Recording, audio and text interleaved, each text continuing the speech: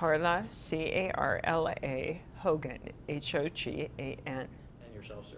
Jim, J-I-M, Hogan, H-O-G-A-N. Okay. How did you find out about the Navy Cross Award for Donald? I believe we got a call from Afghanistan. Yeah, we wasn't a call. We were sending socks out to 1-5, and we were friends with Donald's old first sergeant, Kevin Weiss, and I was on Facebook one morning, and I got a note from Kevin Weiss's wife saying, "Congratulations," and we said, "Really, for what?" And I heard about your son's award. So that's how we found out. Yeah. And what was your initial reaction, ma'am, at that point? Well, you know, it's kind of a disconnect when your son, who you watched throw mud, you know, play in the street, you know, be a kid, is awarded an honor as high as the Navy Cross. You kind of think, you know, how did this happen?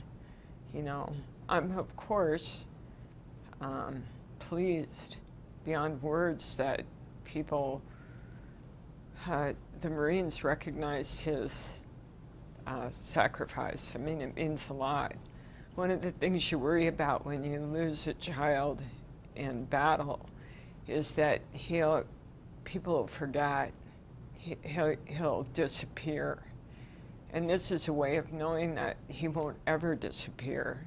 You know, people will remember him always. His name will always be, you know, somewhere, you know. So it's a comfort, let's put it that way, a comfort to know that.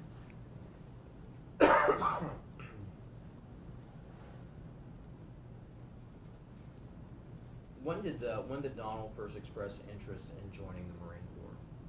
Do either one of you remember? Oh, Donald always wanted to be a Marine. He, it was one of my wife's great passions was discouraging it. You know, my father was a Marine, was a three-war Marine, and Donald just, you know, used to love talking to him about it.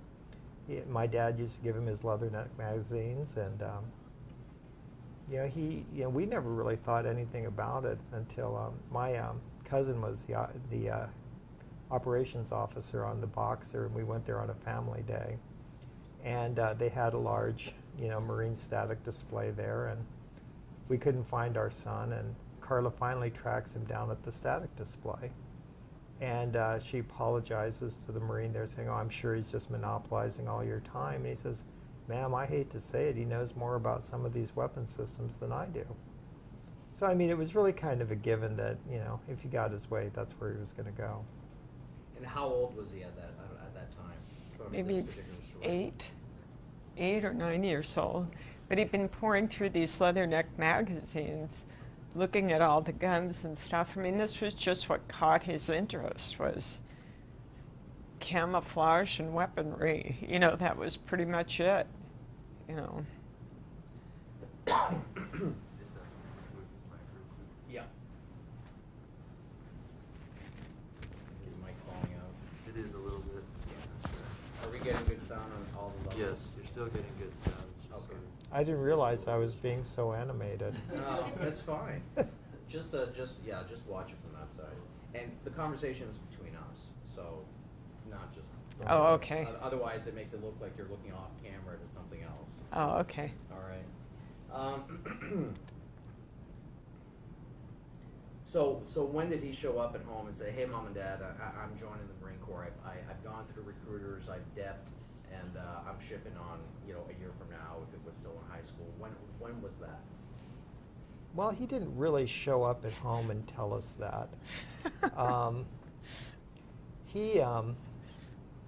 He one day woke up and said, "You know what? You people are just making me crazy, and I'm sick of you telling me what to do all the time." And stormed out of the house. And a day or so later, we heard from one of his teachers that he joined the Marine Corps. And I looked at my wife and I said, there is somebody who's just not really clear on a concept. If he doesn't like people telling him what to do, I don't know if he's going to be really happy in the Marines. He'd rather have the first sergeant tell him what to do. Obviously. Yes, Yeah. of course. Did it bother you? Did it worry you that you know we've been at war for X number of years? Obviously, you joined in 08, 09 time frame. Yeah. Oh, I think it was 08. 07. Is it 07? Yeah. Okay, so we're talking 2007. We've been in Afghanistan. We've been in Iraq. We were still there at that time. Was that something that crossed your minds going, oh, geez, or what was your reaction at that point? Well, I've been trying to discourage Donald from military service since he was 5 years old. My kids weren't allowed to play with guns. We didn't, I was kind of deluded, I realize now, but at the time, the concept of him going to war or even joining the military was not something that, I don't think any mother really thinks great, good. My son's going into harm's way. So I got to dissuade him every chance I got, whatever the excuse. I made it clear to him that this wasn't something that I had pictured for his future. And of course, I thought of a lot of other careers for him, none of which interested him in the least. He did give it a try. But, it was not something I would have wanted for him at the time. But, and then after he joined, we realized this is what we raised our son to do. This is, the whole point of parenting is to get your children to the point where they're capable of making these kinds of decisions for themselves. And, whether you agree with it or you don't agree with it, you have to stand behind them when they make the decision. So once we knew he was in MCRD, we were behind him 100%. I mean, at that point, you just tell him he'd made a grown-up decision and you were going to back him on it. But, yeah, I was not pleased. Well, my mom wasn't pleased either, and I was like in my late 20s, early 30s. So I think it's like it's systemic throughout the mother network, I think. Yeah. For that one. Yeah.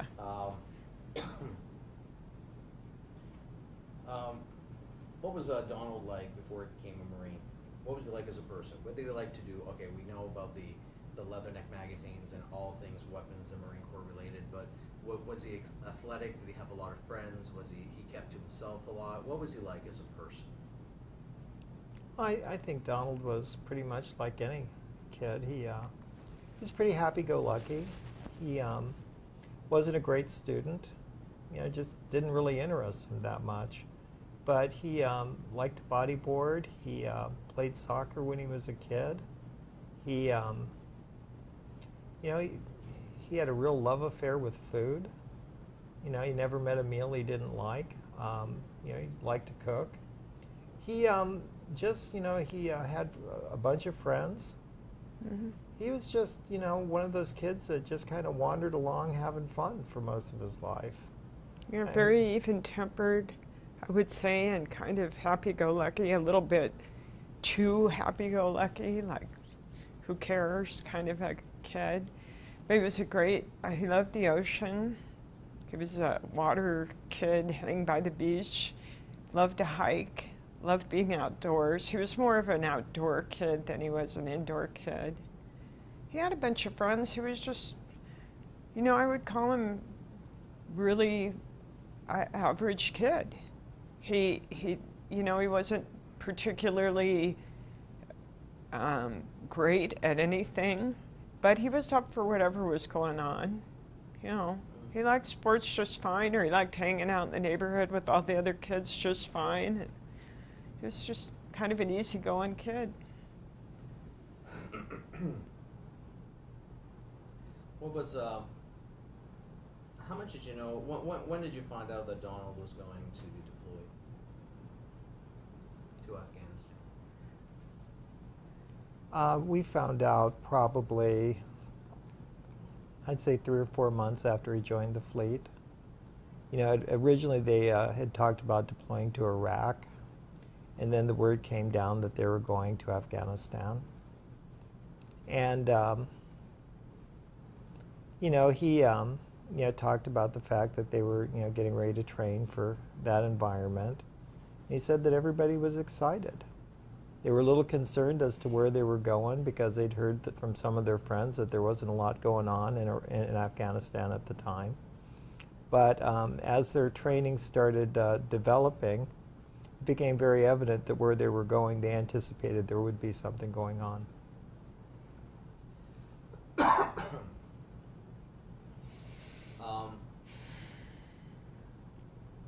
When was the last time you saw Donald before he deployed? I think we saw him right before Christmas. He stopped by to visit with us for a little bit. And what'd you do at Christmas? What'd you talk about? Oh, we basically talked about the fact that he was getting ready to go to Afghanistan, and he had talked about the training that they were going through.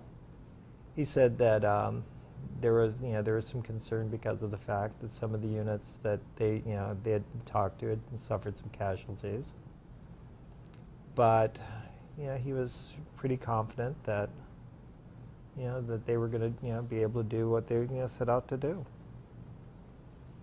And how much communication excuse me, how much communication did you have with him once he left? How many did you send letters or emails or phone calls after he went in country? Not a lot. He called us before he left, and he called us a couple days before he was killed. He left a message on his mom's cell phone. He just said that it's about time that he hadn't sorry that he hadn't called us sooner, but that he was thinking about us and that he loved us.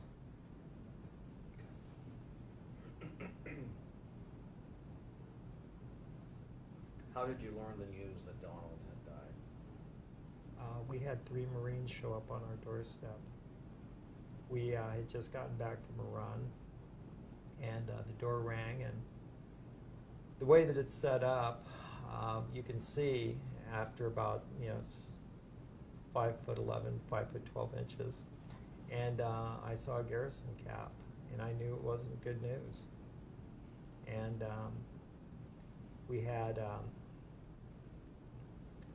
first sergeant and a staff sergeant and a Navy chaplain come to tell us that our son had been killed. What's the person that crossed your mind?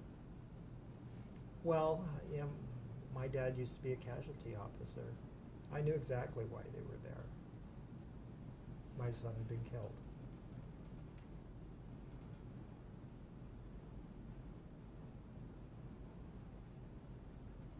So how did you cope as a family immediately after that? How did we cope as a family? Yeah, how did you cope? Like, okay, Donald was gone, so on and so forth. What was keeping you going? Well, part of what kept us going is that the casualty team took very, very good care of us. They didn't. They never left us feeling like we didn't know what to do. They told us everything that was going to happen, and we were able to just sort of turn that over to them. And then my focus, the way I coped with it, was that I started thinking about everybody else. Adriana, our daughter, and Jim, and my immediate family, taking care of them was the only way in a moment like that, there's no way you're going to take care of yourself, because the part of you that takes care of yourself isn't working. But I could think about other people. So that's kind of what kept me going, and the idea that we needed to stay close as a family, that the only way we were going to make it is if we really stayed close and kept communication open and were there for each other as a family. Kind of my thing. I don't know how Jim did it. Well, I think that it's all just really kind of a blur. You know, there's the initial shock of it, and then there's a process, and the Marines kind of close in around you, and they just kind of move you through it. And I mean, we were really very fortunate the way that things worked out. You know, the community you know, at large surrounded us. We have a great many, you know, friends that kind of came through and made sure that nothing bad happened to us during that period. I mean, we had some, you know, odd things occur. Our nephew was a midshipman at Annapolis at the time, so when we went to Dover to meet Donald, his battalion commander was a lieutenant colonel of Marines. You know, insisted that we come down to the Naval Academy, and you know, he gave us a tour of the facility. You know, really kind of behind the scenes that nobody else gets to go see, and he took us on a tour of Monument Hall, where they have John Paul Jones's flag and the headpiece from Dewey's flagship, and you know, he took us to a picture where you know, they had a picture of John Ripley, you know, when he was laying the mines on the bridge, and he talks about having met him at a bar in Annapolis, and said, "What was going through your mind?" And he goes, "You know, I was firmly convinced I wasn't going to survive it." And at that moment, I achieved a great deal of enlightenment. And, you know, for some reason or another, I knew that somebody had told us what our son had done. And I thought how free he was at that moment. So, you know, it's, yeah, I'm going to be fine. It's just, you know, there were a series of events that kind of guided us through it. You know, and I mean, my wife and I were, you know, we're kind of minimizers anyway. And so what we did is we got really, really busy because, you know, we had things to do. You know, we had a funeral and a memorial service. And, you know, we got involved with different things. We were so busy being okay that about 3 months later, the wheels fell off. And, you know, we ended up, you know, taking care of the, you know, we took advantage of the, you know, the counseling that the military provided, and, you know, you just work through things. You touched on something about his actions. When did you learn of the heroic actions? I mean, you know, we have the summary of action. We've seen what he's done. When did you find out about that? Well, you know, it was odd. I'm going to lead into it, but it was odd because of the fact that, you know, we were flying to Dover, and we got a phone call from like 9 different reporters while, you know, we were in the air. And candidly, you know, the last person I wanted to talk to was a reporter, but there was one that just, you know, caught me. And so he goes, "Look, I'm going to write this story anyway. You know, I'd really prefer to get your input." And so, you know, I talked to him, and after a while I just said, "You know, I'm done." And he'd sent me an email about an hour later from a Marine parents page from the mother of one of the kids that was on the patrol, who talked to her son when he was airlifted to Germany, who told her what had happened. And, you know, he forwarded us her phone number and her email address, and she just told us what our son had done. I mean, all we knew is that he was killed by an IED. I'm sorry, I kind of jumped in there. Yeah.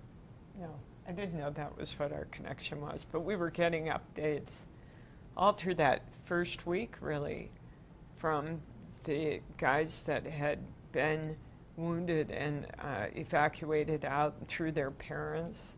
So we knew that, you know, you wonder, because you think, well, this kid is in the hospital. He's in shock. You wonder if that really happened or but as it turned out, all of the guys that were there were saying the same thing. And so we kind of knew that Donald had done a selfless thing. And my nephew, the one that's in Annapolis, said, he said something about he taking an action that's against your nature, your instinct. And he said, Aunt Carla, that was really heroic. What he did was really, really heroic. He should be recognized for doing that. So, I kind of listened to Drew because he was about as close to the Marines as I had gotten ever. So, yeah. Excuse me.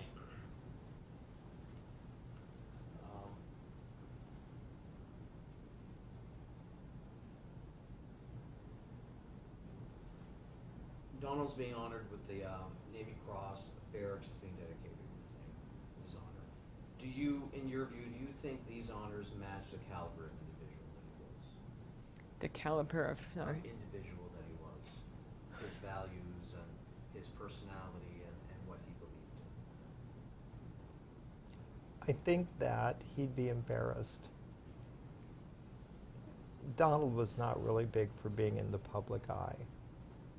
And I think that he would have found that he would have been uncomfortable that he'd have been singled out because of the fact that, Donald was all about being a Marine. And, I think he took a great deal of joy just being a Marine. When he, the day before he graduated from MCRD, we went down for the family day and we're walking along and he saw another Marine talking on the cell phone, which was, I guess, against the rules. And he said, "Hey, Marine, what are you doing?"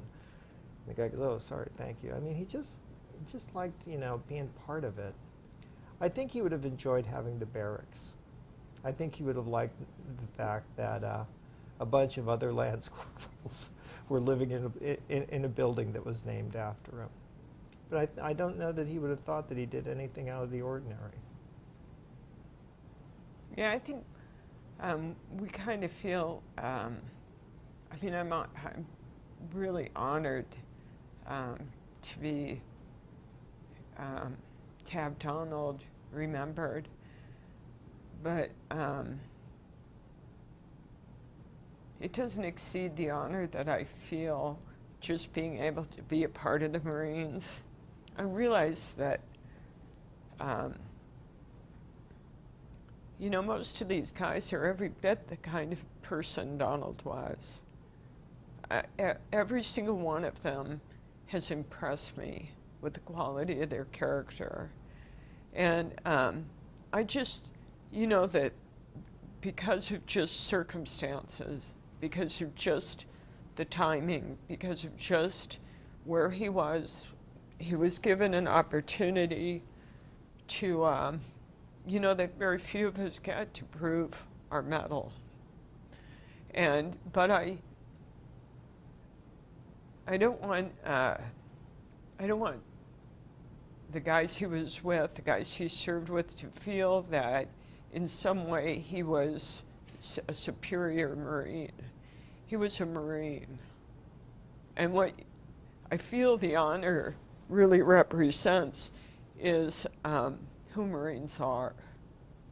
That their brothers are of utmost importance, that self-sacrifice is part of daily life, that it's just something you do. It's not something that you especially call attention to. You do it because that's what Marines do. And I really feel that the award is really, for Donald's actions, I don't want to belittle that, but I really hope that people see that what's really being honored is the core values that Donald was taught, and the kind of action that I think Marines take a lot. And, it's not written about, it's not recognized, but I believe that it represents just who all of the Marines, hopefully all of the guys that will come to live here, this will be who they will be. Just, you know, by the nature of their job. An infantry Marine has a terrible, hard job. And you better be a superior human being or you're not going to be able to hack it.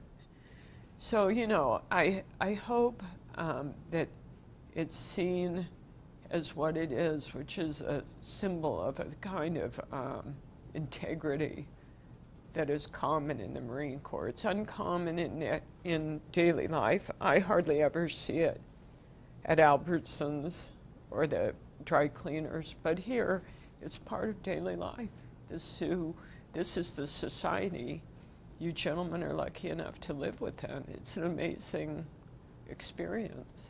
You know, since Donald's death, there's, you know, the 1-5 is deployed again to Sangin, Afghanistan. And during that deployment, 2 Marines did exactly what Donald did. You know, a Lance Corporal by the name of Joe Jackson and a Sergeant named Chad Froker, that they spied an IED and they, you know, protected their, you know, their squad mates at the cost of their lives. You know, I'll tell you a story. Donald was recruited into the Marine Corps by a staff sergeant by the name of Tom Praxides, and Donald was killed by an IED. Tom felt so bad about that he, I don't know if he felt bad about it, but, you know, he, as a gesture, he quit being a recruiter and, you know, volunteered to serve with 1-5 to deploy to Afghanistan and was the staff sergeant for Donald's platoon. While Tom was deployed in Afghanistan, another sergeant by the name of Chad Froker, they were on a patrol, spotted an IED and pushed Tom out of the way at the cost of his life. That's what Marines do. You know, and I think that, like my wife said, you know, I don't know if my son was a hero or not. Those actions were certainly heroic, but, you know, a lot of Marines do heroic things that are never recognized. You know, I think my son was just doing what he thought what being a good Marine did. Do either one of you want to add anything or anything else? You know what, we're grateful for a lot of hard work on the part of a lot of people making this happen.